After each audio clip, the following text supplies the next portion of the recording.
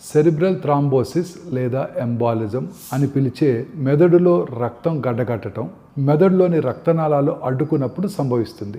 దీంతో మెదడులోని కొన్ని భాగాలకి రక్త ప్రవాహానికి అంతరాయం కలుగుతుంది. దీన్నే స్ట్రోక్ లేదా పక్షవాతం అని కూడా అంటుంటారు. ఈ స్ట్రోక్ పక్షవాతం వచ్చిన వాళ్ళకి ఇమీడియట్గా థ్రాంబోలైటిక్ థెరపీ ఇవ్వటం ద్వారా దాని యొక్క ఇంటెన్సిటీని తగ్గించడానికి కూడా మంచి అవకాశం ఉంది. కానీ ఈ స్ట్రోకు లేదా పక్షవాతం రావటానికి కొన్ని వారాల ముందే కొన్ని లక్షణాలు ఆ ఇండివిజువల్లో కనిపించవచ్చు. ఆ లక్షణాలు ఏంటో మనం తెలుసుకొని ముందు జాగ్రత్తలు తీసుకున్నట్టయితే స్ట్రోక్ రాకుండా నివారించుకోవచ్చు.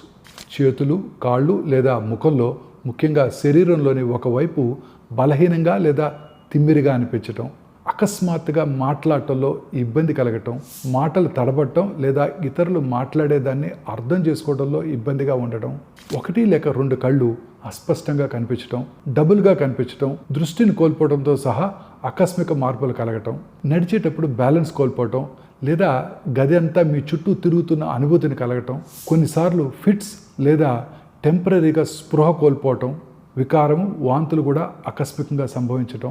ఈ సంకేతాలు కనుక గమనించినట్టయితే ప్రతి ఇండివిజువల్ కూడా ఏమాత్రం అశ్రద్ధ చేయకుండా మీ దగ్గరలో ఉన్న న్యూరాలజిస్ట్ని సంప్రదించాలి. తద్వారా ప్రమాదకరమైన స్ట్రోక్ లేదా పక్షవాతాన్ని నివారించవచ్చు.